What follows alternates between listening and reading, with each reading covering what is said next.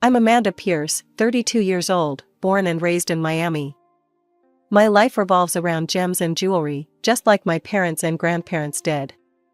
Pierce Gems, our family's boutique jewelry store, sits pretty in Miami's fancy shopping district. It's not just a store, it's my whole world. Growing up, I spent more time in the workshop than I did in playgrounds. While other kids were learning to ride bikes, I was learning to cut stones. My dad would sit me on his lap, his big, calloused hands guiding my smaller ones as we worked on a piece together. "Remember, Mandy," he'd say, his voice gruff but kind. "It's not just about making something pretty. It's about creating something that tells a story. Our family has a secret. No, we're not secretly royalty or anything like that. It's a technique for processing gems that makes them shine like nothing you've ever seen.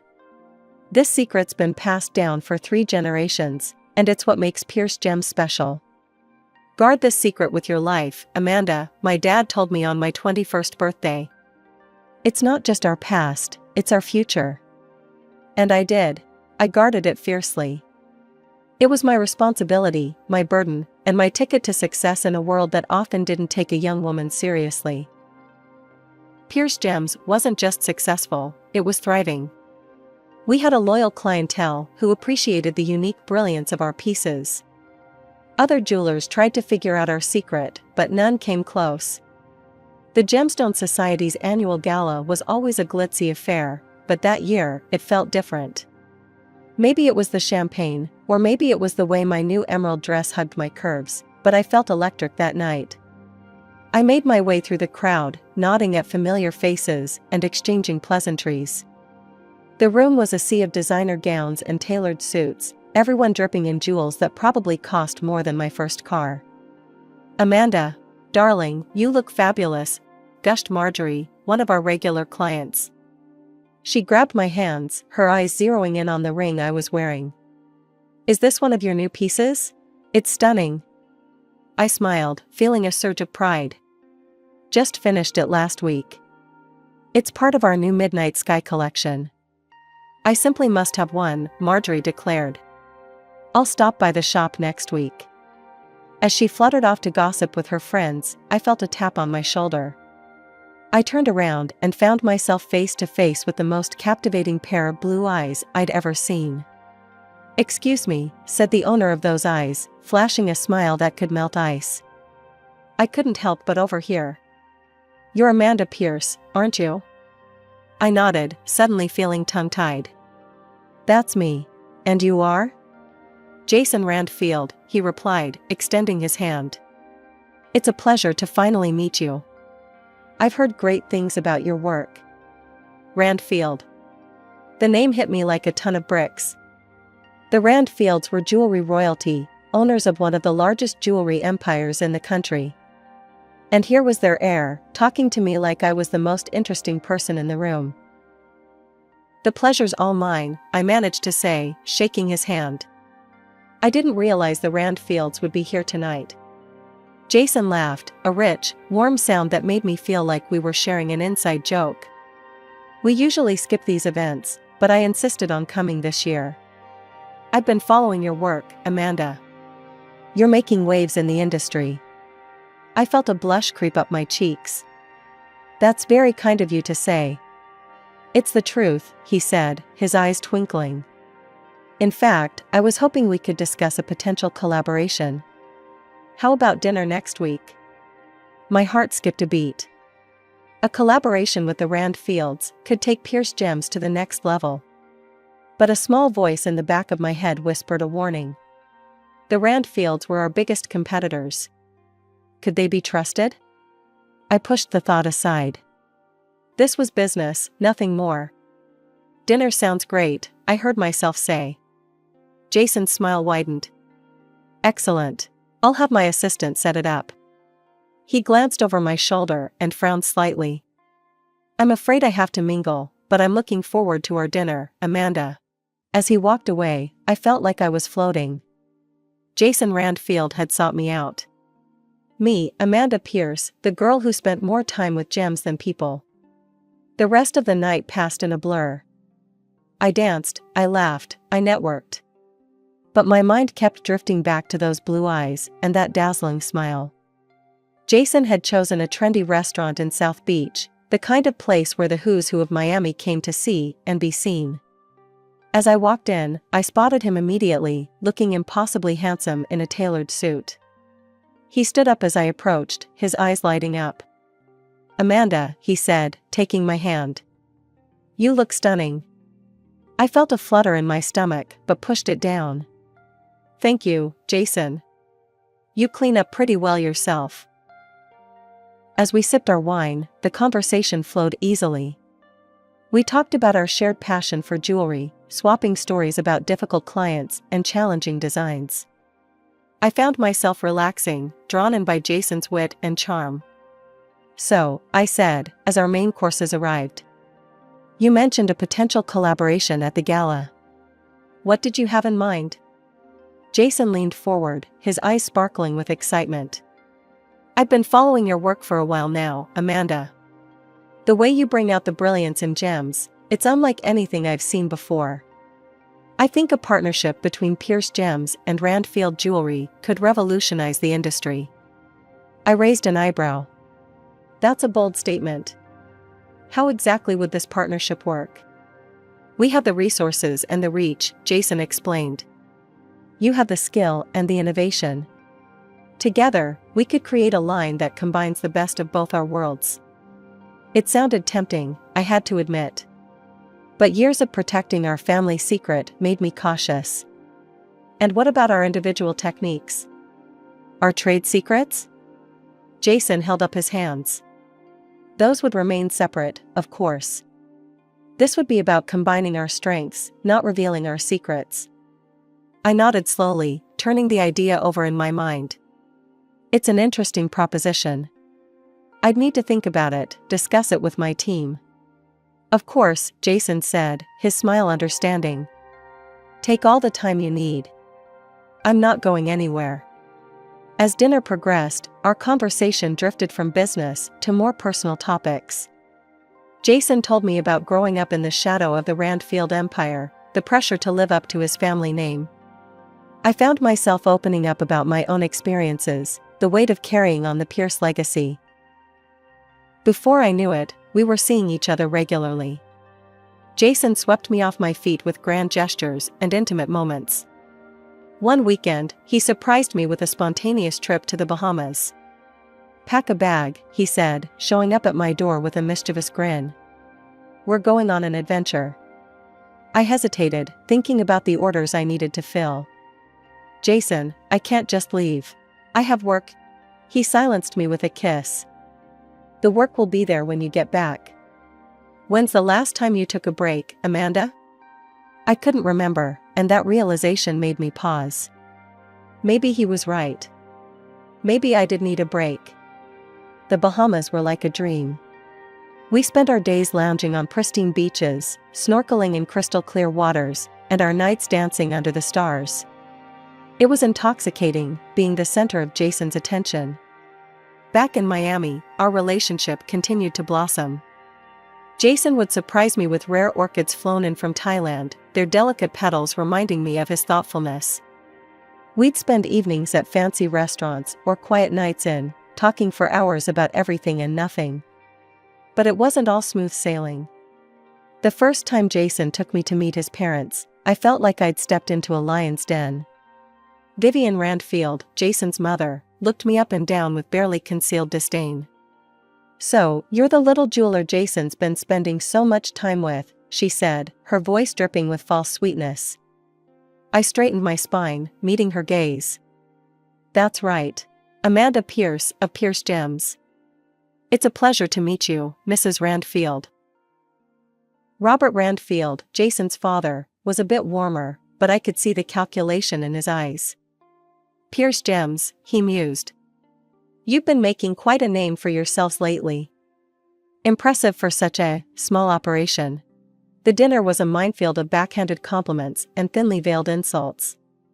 At one point, Vivian accidentally spilled her red wine on my dress. "Oh, I'm so sorry," she exclaimed, not sounding sorry at all. I suppose your hands must be too rough from all that manual labor to hold delicate glassware properly. I plastered on a smile even as I seethed inside. No worries, Mrs. Randfield. Accidents happen. Jason squeezed my hand under the table, a silent show of support. Later, as he drove me home, he apologized profusely. I'm so sorry about my parents, he said, his knuckles white on the steering wheel. They can be difficult. I sighed, looking out at the Miami skyline. It's okay. I'm sure they're just protective of you. Jason shook his head. It's not okay. You're important to me, Amanda. They need to accept that. His words warmed my heart, pushing away the lingering chill from his parents' cold reception. As weeks turned into months, I found myself falling harder for Jason. He was everything I'd never known I wanted, charming, worldly, and seemingly head over heels for me. For the first time in my life, I felt truly seen and appreciated for more than just my craft. We'd been dating for about 8 months when he surprised me with a trip to Paris. Pack your bags, darling, he said, his eyes twinkling with excitement. We're off to the city of love. And so I found myself in Paris, strolling hand in hand with Jason along the Seine, marveling at the architecture, and indulging in decadent French cuisine. It was like a dream. On our last night in Paris, Jason took me to dinner at a Michelin-starred restaurant with a view of the Eiffel Tower. As we finished our dessert, he suddenly looked nervous. Amanda, he said, reaching across the table to take my hand. These past months have been the happiest of my life.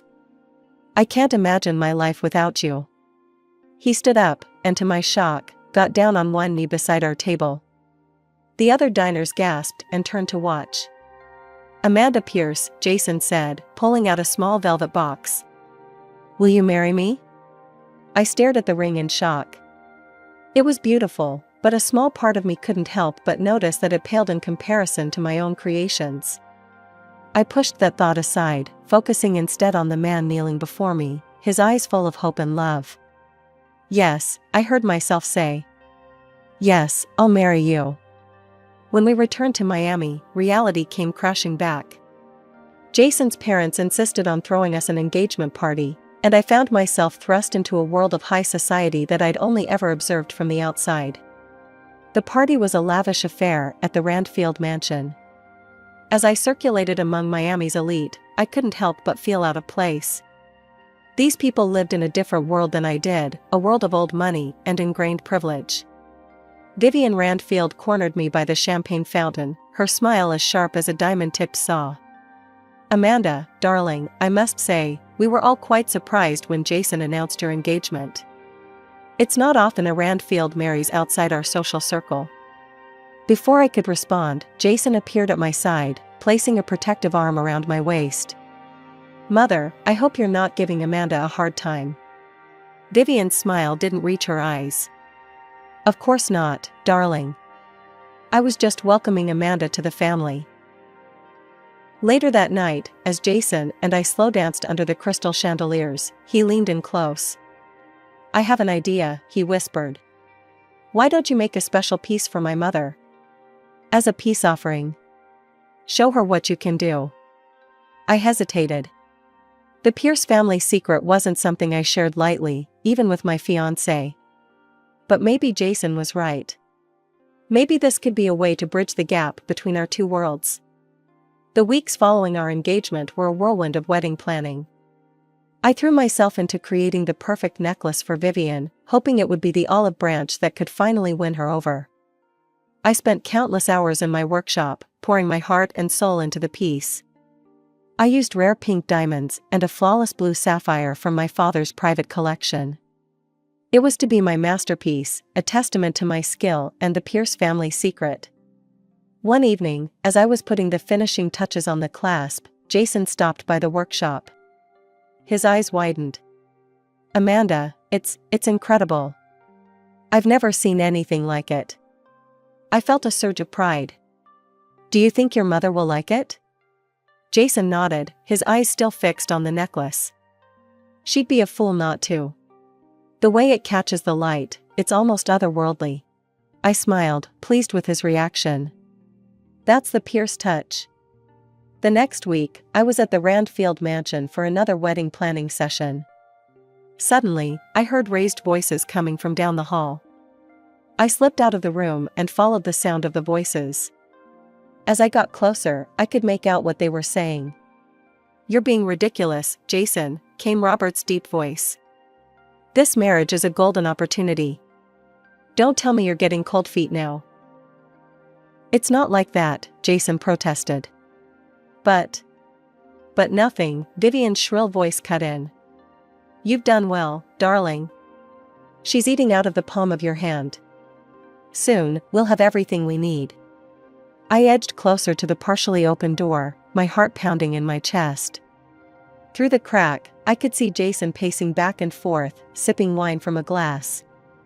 "You should see how eagerly she's making that necklace," he said, and I felt my world tilt on its axis. "She has no idea she's handing over the keys to her entire legacy." Vivian's laugh pierced the air like a knife. "And to think, we almost objected to you marrying that little nobody.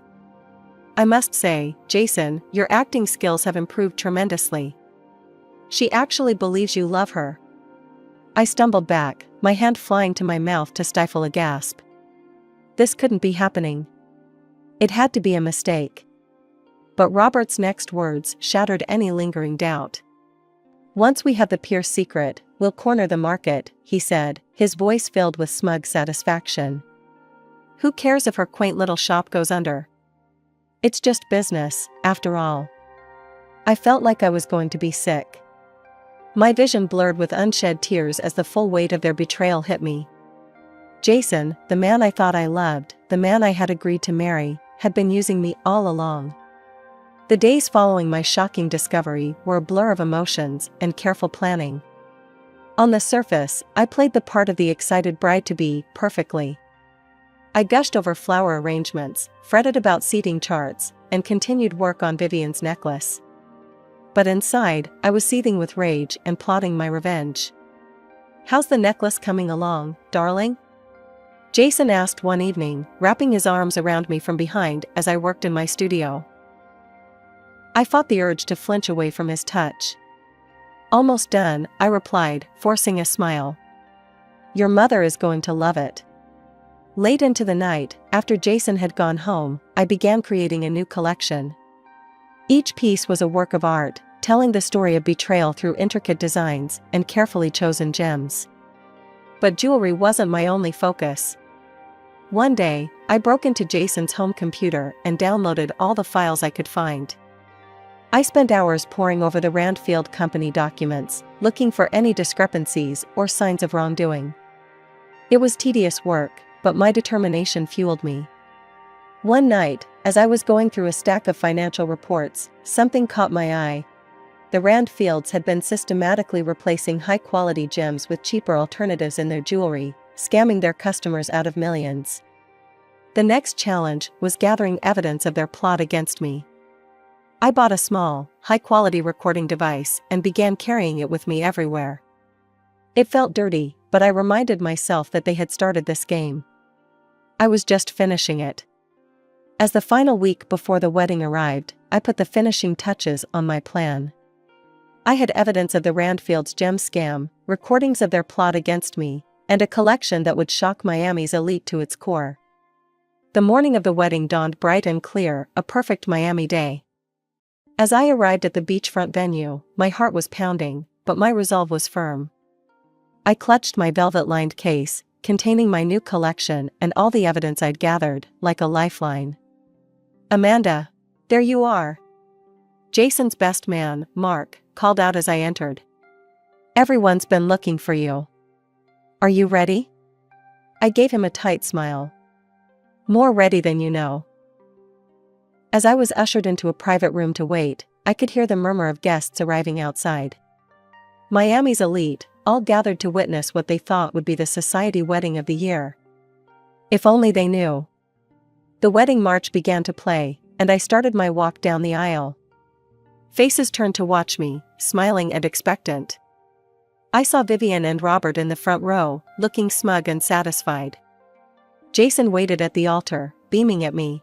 But as I reached the altar, instead of taking Jason's hand, I turned to face the assembled guests.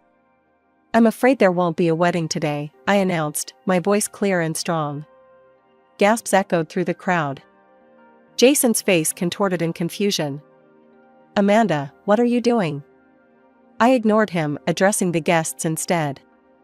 "Instead, I'll be unveiling my newest collection, The Art of Betrayal." With that, I opened my case and began to pull out the pieces one by one, explaining the symbolism behind each one. The snake bracelet, representing deceit. The shattered diamond ring, symbolizing broken trust. The color-changing teardrop earrings, reflecting the shifting nature of lies. As I spoke, I saw understanding and horror dawn on the Randfields' faces. But I wasn't done yet. "And for the grand finale," I said, pulling out Vivian's necklace.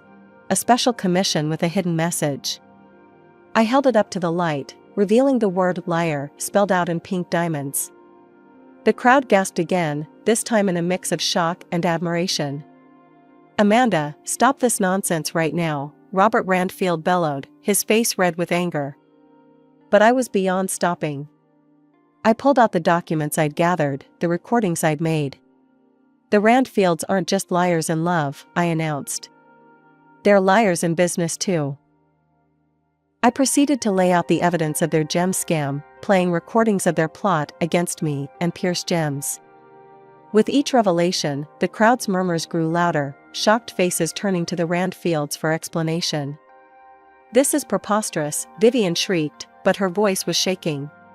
As security began to escort the sputtering Randfields out, I addressed the crowd one final time. "I stand before you not as a bride, but as a businesswoman protecting her legacy. Pierce Gems will continue to create beauty and brilliance, without compromising our integrity." The aftermath was chaos. Reporters who had come to cover a society wedding found themselves with a much bigger story. Photos of my triumphant face and stunning jewelry splashed across social media and magazines worldwide.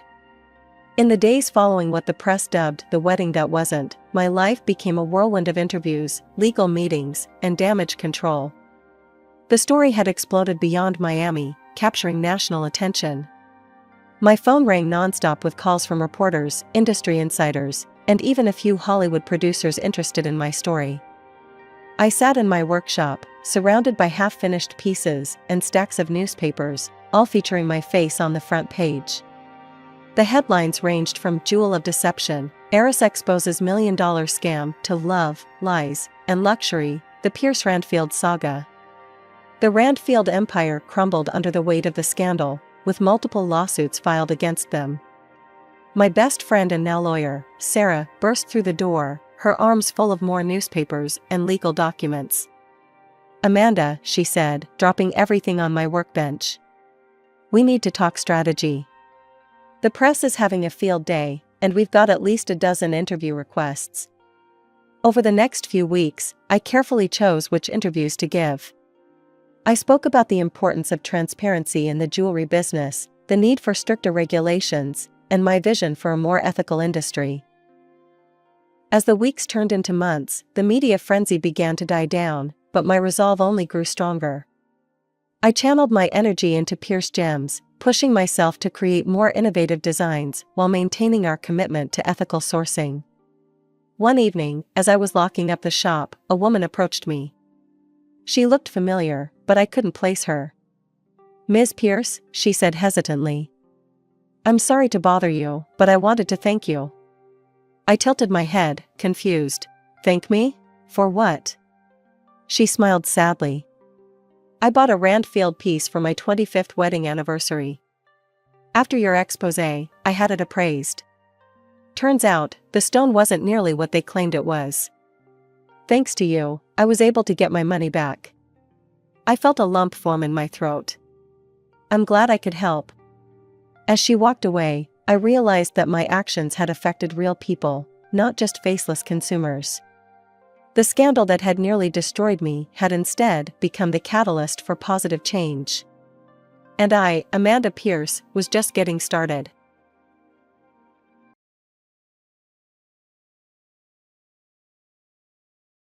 Hey there, I'm Olivia, a 28-year-old marketing executive who thought I had my life all planned out. Everything seemed perfect, especially on the night of my engagement party. I was ecstatic, surrounded by friends, family, and of course, my fiancé Marcus. My parents' house was decked out like something straight out of a fairy tale. I was in my room, putting the final touches on my makeup when my Aunt Karen burst in. "Oh, sweetie, you look stunning," she exclaimed, enveloping me in a hug. "I can't believe my little niece is all grown up and getting married."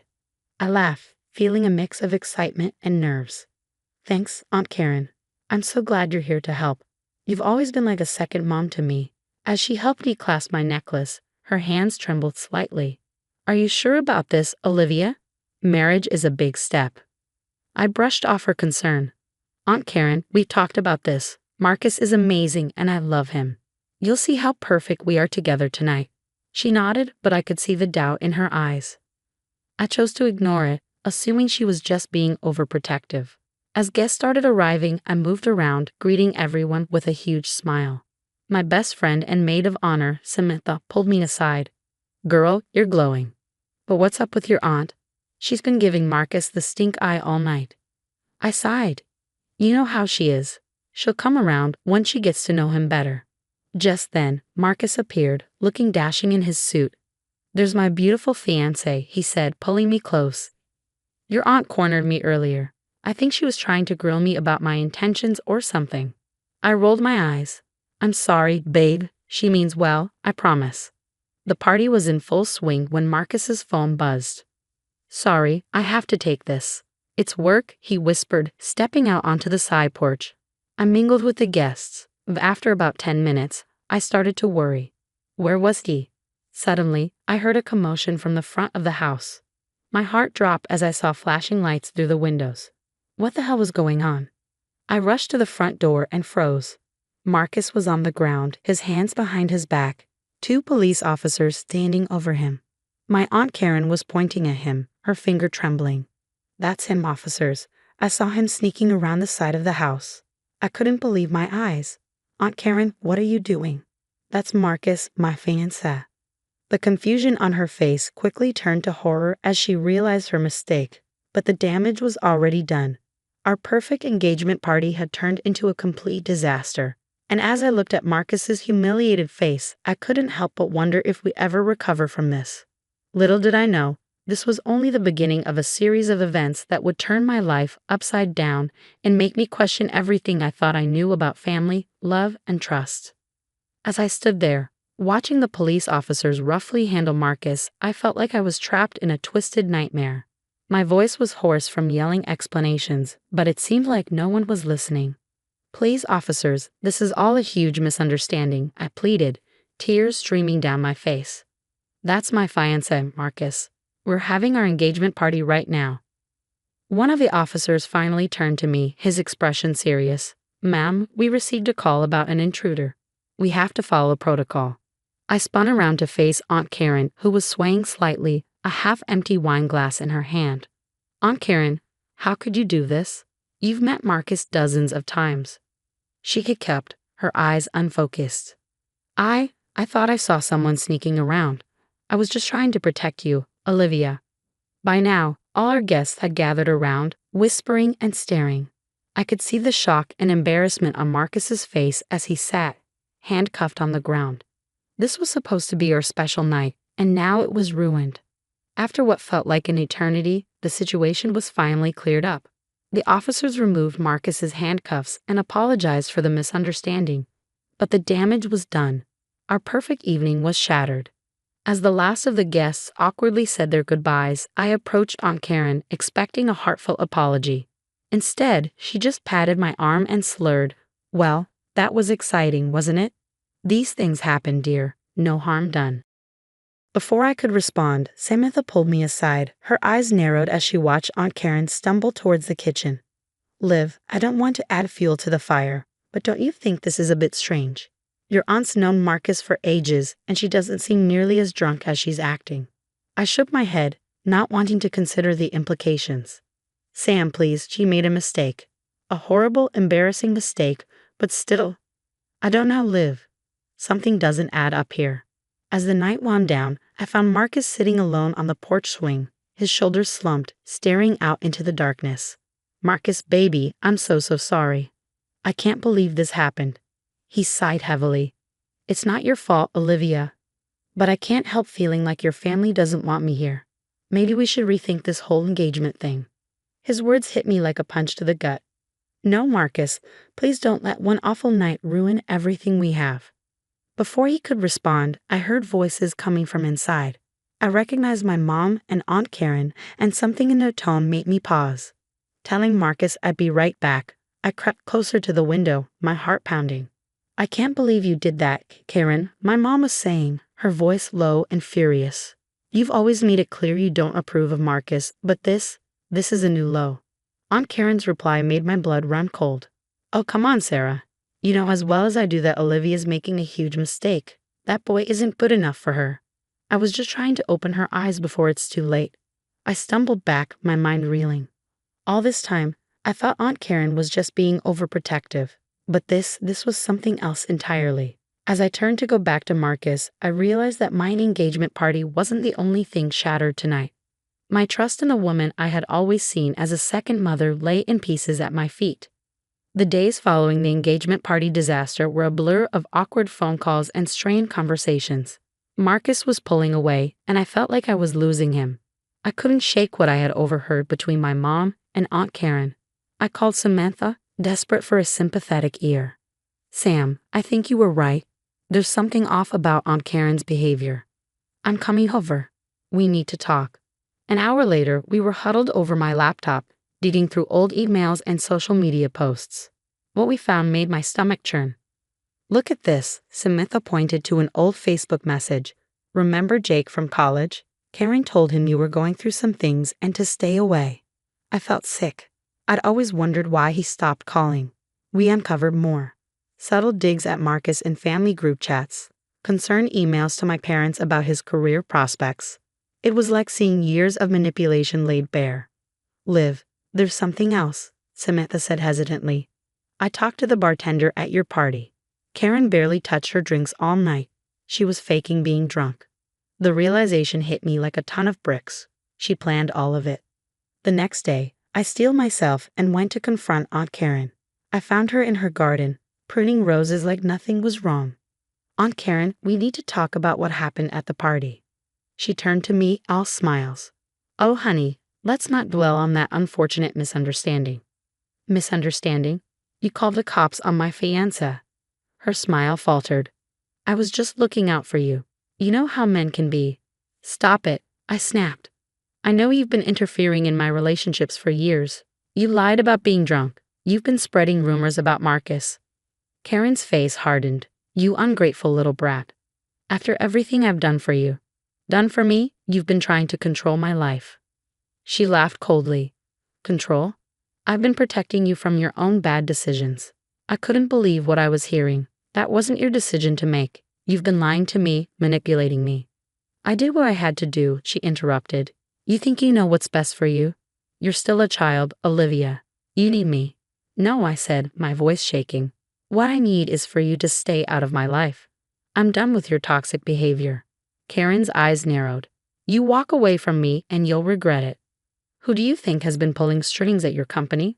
One word from me and your perfect little career goes up in smoke. I felt like I'd been slapped. You're threatening me now, my own aunt? I'm giving you a chance to see reason, she hissed. Break it off with Marcus. I'll find you a suitable match, someone who can take care of you properly. In that moment, I saw Aunt Karen for who she truly was, a manipulative, controlling woman who had been poisoning my life for years.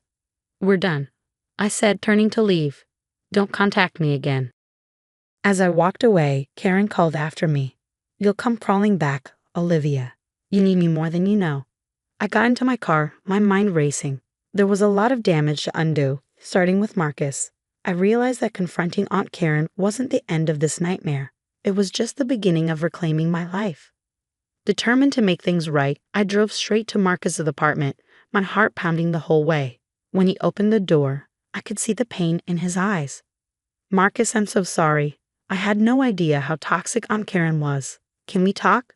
I asked, my voice trembling. He hesitated but finally stepped aside. letting me in. We talked for hours, clearing the air and sharing everything we discovered about Karen's manipulations. By the end, Marcus took my hand and said, "We're in this together." The next few weeks were a whirlwind. I called my parents and explained everything. They were shocked but supportive. "We had no idea Karen was capable of this," Mom said. "We're behind you, honey." As word spread about Karen's behavior, she tried to spin the narrative, calling relatives and crying about how I turned against her, but her lies fell flat. People started sharing their own stories of Karen's manipulation, and suddenly her web of deceit was unraveling. Samantha took charge of damage control, organizing a proper engagement party, this time without any unwanted drama. As Marcus and I stood surrounded by our true friends and family, I felt a sense of peace I hadn't experienced in years. To Olivia and Marcus, Samantha toasted, raising her glass. "May your love always be stronger than any obstacle." The cheers that followed warmed my heart. This was how it should have been all along. But Karen wasn't going down without a fight. She showed up at my office one day, causing a scene. "You ungrateful child. After everything I've done for you," she shouted. I stood my ground. "You've done nothing but tried to control me, Aunt Karen. It's over. Please leave." As security escorted her out, I noticed my coworkers watching. I braced for judgment, but instead received support. "We always thought your aunt was a bit intense," my boss said. "Good for you for standing up to her." Just when I thought things were settling down, the other shoe dropped. News broke that Karen had been embezzling funds from the family business for years. She was removed from the company and criminal charges were being considered. In the aftermath, Karen's carefully cultivated image crumbled.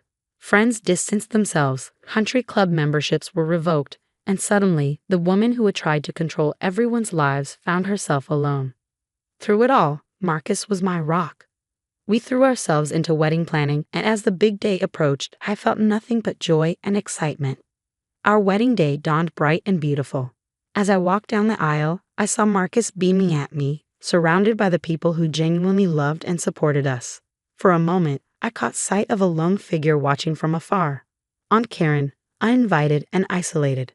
I felt a twinge of sadness but pushed it aside. This was our day. "I do," I said, looking into Marcus's eyes.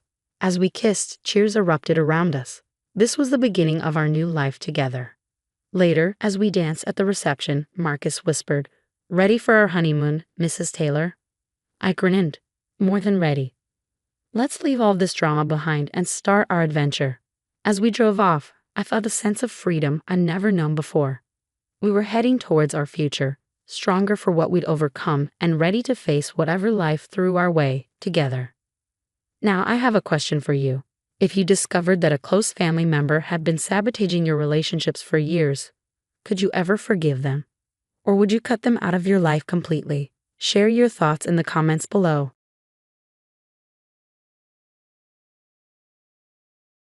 Hi, I'm Sarah.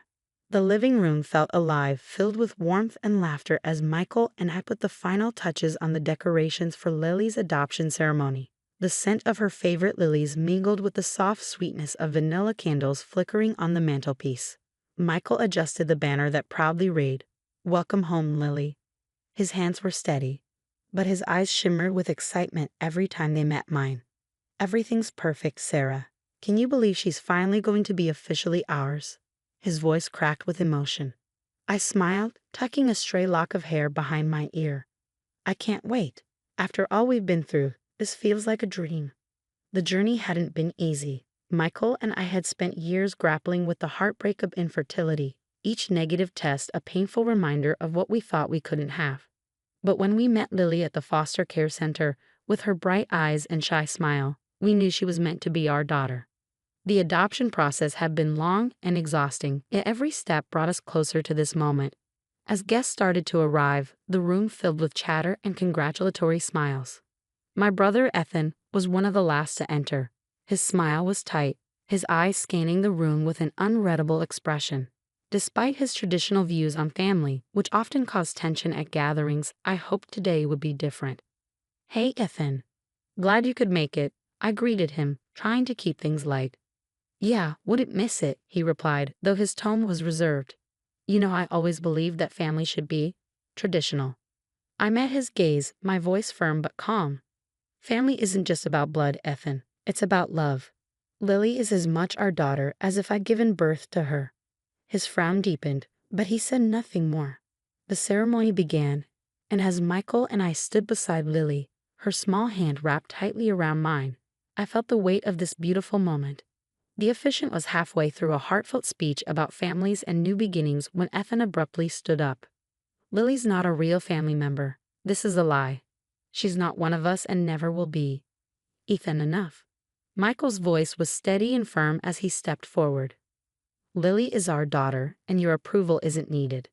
The room grew tense, guests shifting uncomfortably. Some murmured their support, while others seemed uncertain. Ethan, his confidence faltering, glanced around the room. I'm just saying what everyone's thinking, he shot back, though his voice wavered. No, I said, stepping forward.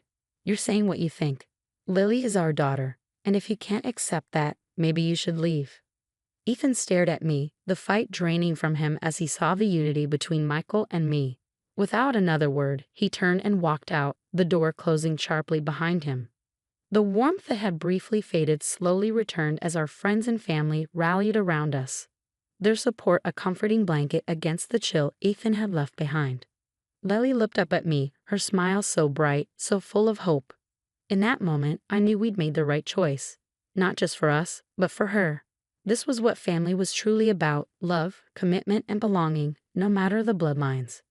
Michael squeezed my shoulder gently and then turned to the guests. Please give us a moment, he said, guiding them toward the refreshment table. Once the room had emptied out a bit, I stepped outside, finding Ethan leaning against the porch railing, staring out into the yard. Ethan, what happened in there? This was supposed to be a happy day, and you? I trailed off, my voice thick with hurt. He didn't look at me, his voice tight. You wouldn't understand, Sarah. You're changing everything our family stands for. That's not true. I'm expanding what our family can be. Why can't you see that Lily is as much a part of this family as any of us? Finally, he turned to face me, his eyes clouded with fear and frustration. It's not just about today, Sarah. It's about what comes after. Adopting. It opens doors we can't close. What about the family legacy? The lineage? I scoffed, the word bitter in my mouth.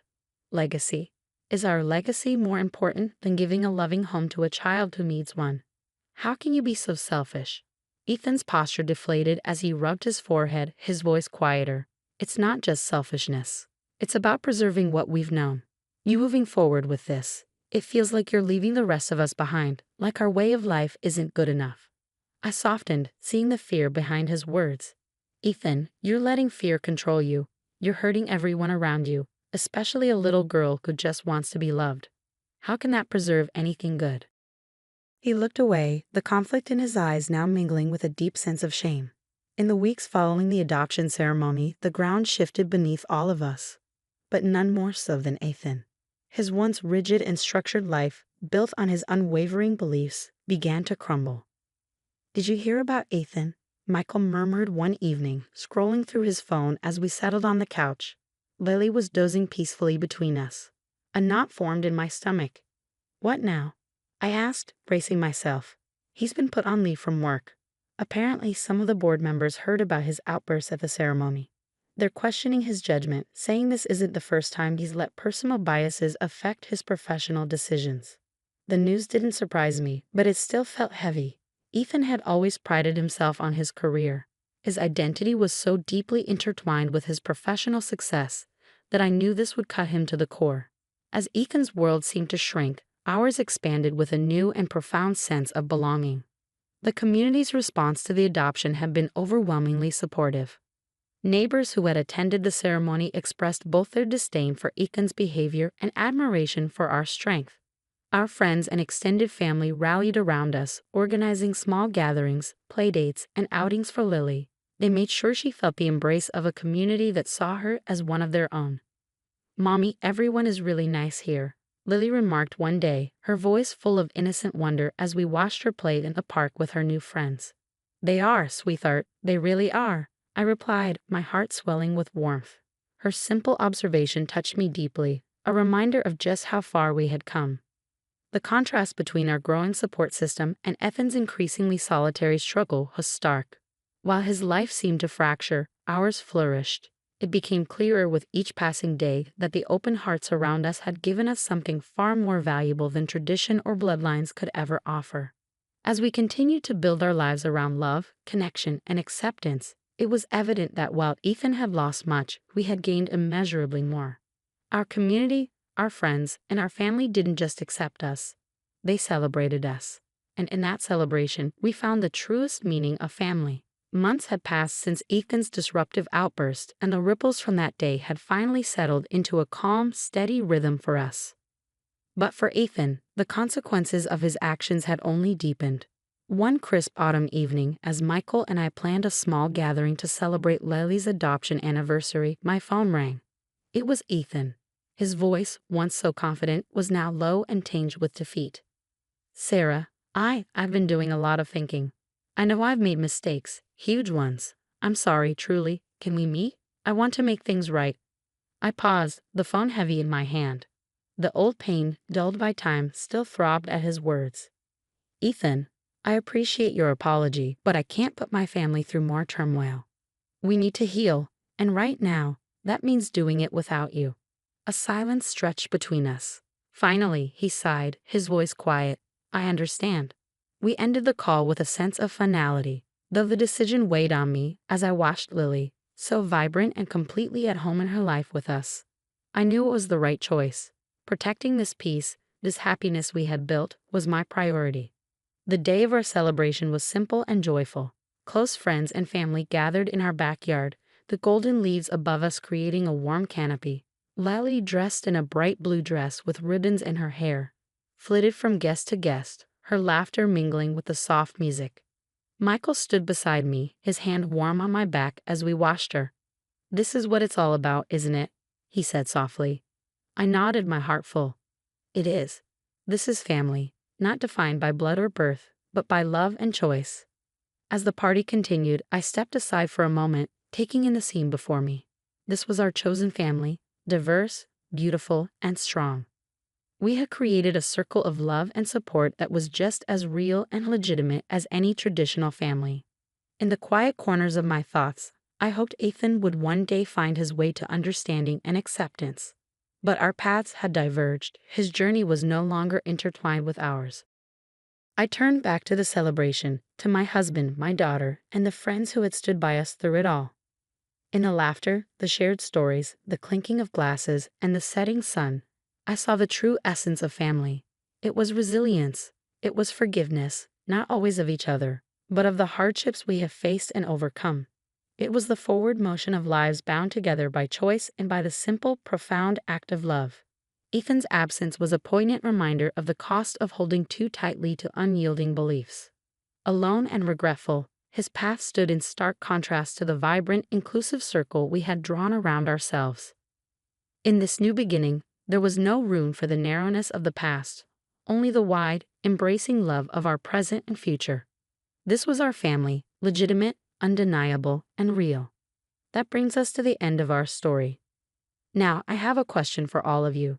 Do you believe that family should be defined strictly by blood ties, or can chosen relationships provide the same sense of belonging and love? What are your thoughts on creating family bonds through choice rather than traditional lineage? Please share your opinions in the comments below.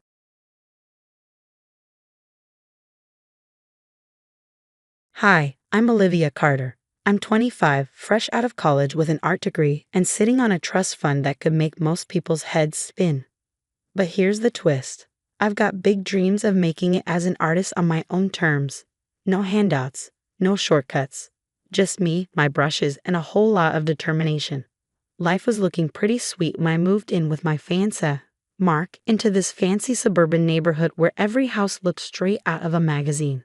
One day, Mark was practically bouncing with excitement. "Babe, you've got to meet my mom," he said, grinning. "She's dying to get to know you better." I had no idea that meeting would be the start of something I couldn't have seen coming. Enter Evelyn, my future mother-in-law. Imagine the perfect suburban mom, but with eyes that could slice through steel.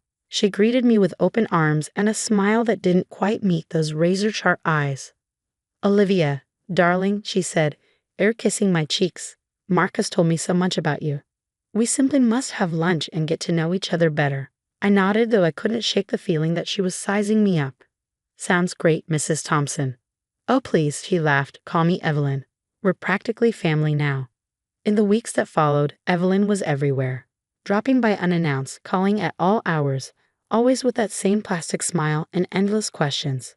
So, Olivia, she'd say sweetly, Mark mentioned you have quite the nest egg tucked away. How fortunate. I'd brush it off with a laugh. Oh, just something for art school. But Evelyn wouldn't let it go. One day, during lunch at an overpriced cafe, she leaned in close. You know, dear, in this family, we believe in sharing our blessings. Have you ever thought about how your fund could benefit us all? I nearly choked on my avocado toast.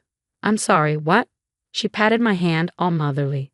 Oh, I'm just thinking out loud. But with Mark's business ventures and my charity work, we could really make that money work for us. Alarm bells went off in my head, but I pushed them aside. This was Mark's mom. Surely she couldn't be serious. Things came to a head one night when Mark dropped a bombshell.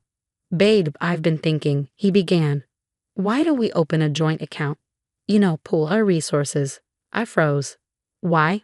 I asked, trying to keep my voice steady. He shrugged, looking too casual. Just seems like the smart thing to do. We're getting married after all. A knot tightened in my stomach. Mark, you know my trust fund is for art school. He gave me a pleading look. Don't you trust me? There it was, the guilt trip. With a sigh, I gave in. Fine, but just for household stuff. Okay. He grinned, pulling me into a hug. You're the best. I love you. But as I hugged him, a sinking feeling settled in my chest. I couldn't shake the sense that I had just made a huge mistake. I should have known something was wrong when I couldn't access our joint account online. Panicked, I went to the bank. I'm sorry, Miss Carter, the teller said. There seems to be an issue with your account. My heart dropped. What kind of issue? She hesitated. There have been several large withdrawals recently. Your balance is significantly lower than it should be. How much lower? I asked, barely able to speak. When she showed me the number, I felt sick. Almost everything was gone. I rushed home to find Mark slumped on the couch, looking miserable. Where's the money, Mark? He flinched. Liv, I can explain. Explain what? How you drained our account without telling me. He ran his hands through his hair, looking desperate. I messed up, okay. I got in too deep, the casinos, the cards. I thought I could win it back. Casinos? Cards? What are you talking about? That's when it all came out, his hidden gambling addiction, the massive debts to dangerous people. They're going to hurt me, Liv, he begged. I need help. We need to use your trust fund. I stared at him horrified. Are you out of your mind? That's my future you're talking about. Before he could respond, the front door flew open and Evelyn swept in like a storm. Oh good, you're both here, she said, completely unfazed. Now, Olivia dear, let's talk about accessing that trust fund of yours. I gaped at her. You knew about this? She waved it off, like it was nothing. Of course I knew. I always know what's best for this family. Now how quickly can we get that money transferred? I exploded. Are you kidding me? I'm not giving you a cent. This is insane. Evelyn's smile vanished, her eyes turning cold. Don't be difficult, dear. This is for Mark's safety, for the good of the family. I laughed bitterly. Family? Is that what you call this? Lying, stealing, manipulating. Without another word, I turned to leave. Evelyn's grip tightened on my arm, her nails digging into my skin. You ungrateful little brat. She spat through clenched teeth. After everything we've done for you. I yanked my arm free. Don't touch me, I snapped. I'm out of here. I turned toward the door, but before I could reach it, everything went black. When I came to, the air was cold and damp, my head pounding. Darkness surrounded me. As my eyes adjusted, I realized where I was, the basement, and the door was locked. Panic surged through me as I pounded on the door, shouting, "Let me out." From the other side, Evelyn's voice came, eerily calm. Olivia, this is for your own good. Take some time to think about your priorities. We'll let you out when you're ready to cooperate. I couldn't believe what I was hearing, locked in a basement by my future mother-in-law. It felt like some kind of twisted nightmare. Days blurred together. They brought food and water, always accompanied by Evelyn's false sweetness or Mark's desperate pleas. Mark would come down, his face pale and drawn. "Liv, you don't understand," he'd say, his voice trembling. "These guys, they're serious. They'll kill me if I don't pay them." But no matter how much he begged or threatened, I stood my ground. There was no way I was giving them my trust fund. By the third day, I was losing it, cabin fever setting in fast. Then I remembered my phone. Zoe, my best friend from college. Years ago, we'd come up with this ridiculous emergency code. I just had to hope she'd remember it. When Mark came down again, I played my part. "Water," I croaked weakly. "Please." He hesitated but then nodded, starting to turn away. "Can I at least have my phone? To play some music?" To my surprise, he agreed. The moment I had the phone in my hand, I sent Zoe a text. Just 3 emojis. A house, a basement, and an SOS. I prayed she'd understand. Hours passed. Then suddenly, a commotion erupted upstairs. Shouting, heavy footsteps. "Police, open up." The basement door flew open and light flooded in, blinding me. Strong arms lifted me as officers carried me up and out of the basement. As I stumbled into the sunlight, I caught sight of Evelyn and Mark, both handcuffed, being led to police cars. The shock on their faces would have been satisfying if I wasn't so overwhelmed. Everything after that was a blur. Paramedics checking me over. Police asking questions, my parents rushing to my side, tearful and shaken. "Oh, sweetie," my mom sobbed, hugging me tight. We were so worried. My dad's face was grim. "They won't get away with this, Olivia. I promise you that." At the hospital, a detective with kind eyes sat beside my bed. "Miss Carter, I know this is hard, but we need to understand what happened." I took a deep breath and told him everything. The manipulation, the joint account, their constant pressure for my trust fund.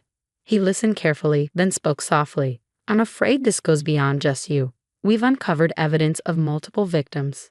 My heart sank. "Others? How many?" "More than a dozen so far. Young women, all with substantial assets. You're the first to escape." The weight of it crashed down on me. I wasn't alone, but that didn't bring much comfort. Weeks passed in a blur of statements, meetings with lawyers, and therapy sessions as I tried to piece my life back together. Trust, once shattered, felt impossible to rebuild. One afternoon, sitting in my therapist's office, I finally broke down. How could I have been so stupid? I sobbed. Dr. Ramirez leaned forward, her voice gentle but steady. "Olivia, you're not stupid. You were the victim of skilled manipulators, but you're also a survivor." "I want to fight back," I told my lawyer one day. "Not just for me, but for everyone they hurt." He nodded, a determined glint in his eyes. "We'll hit them where it hurts, through their assets, and we'll make sure they never do this to anyone else." As I left his office, a plan began to form in my mind. I caught a glimpse of myself in a window, and for the first time in months, I saw a spark of the old Olivia. "You messed with the wrong artist," I muttered, a grim smile spreading across my face. The Thompsons thought they could back me into a corner, but they had no idea I was about to create my masterpiece, and I was calling it justice. Turns out, Evelyn's so-called charity work was as charitable as a loan shark in a soup kitchen.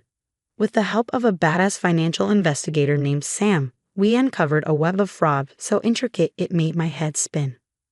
"Look at this," Sam said one day, pointing at her computer screen.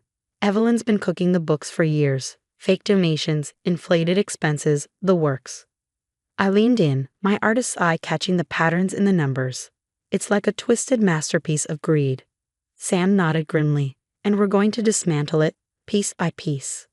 One afternoon, while grabbing coffee, my phone buzzed with a news alert. Local businessman arrested in connection with organized crime ring. There he was, my ex-fiancé, being led away in handcuffs. I should have felt satisfaction, but all I felt was a hollow ache.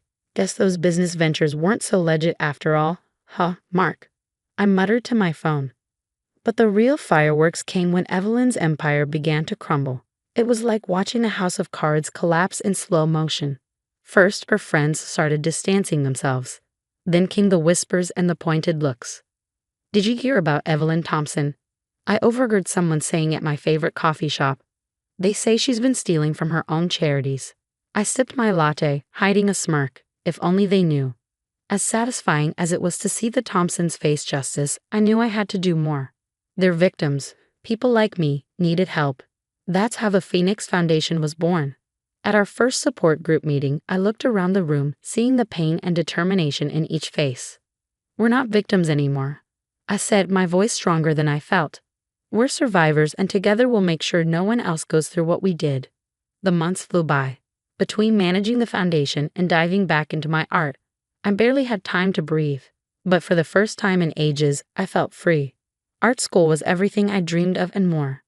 My painful experiences fueled my creativity in ways I never expected.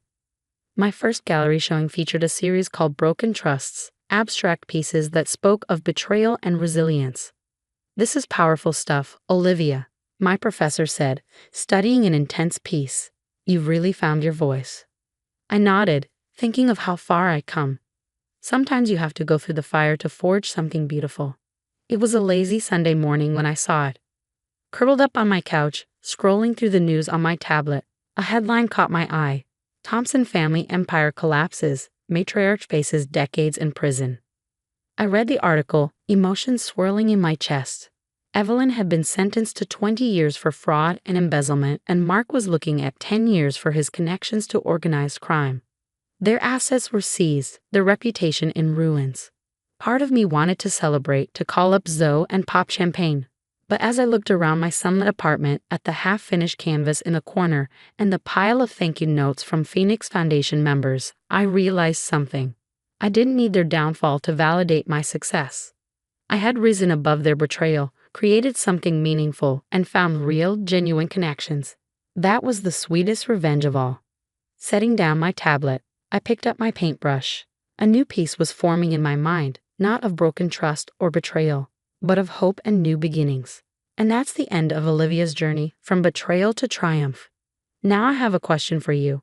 If you were in Olivia's shoes, would you have pursued legal justice against your abusers or walked away to focus solely on your own healing? There's no right answer, but your choice says a lot about how you view forgiveness, justice, and personal growth. Drop your thoughts in the comments below.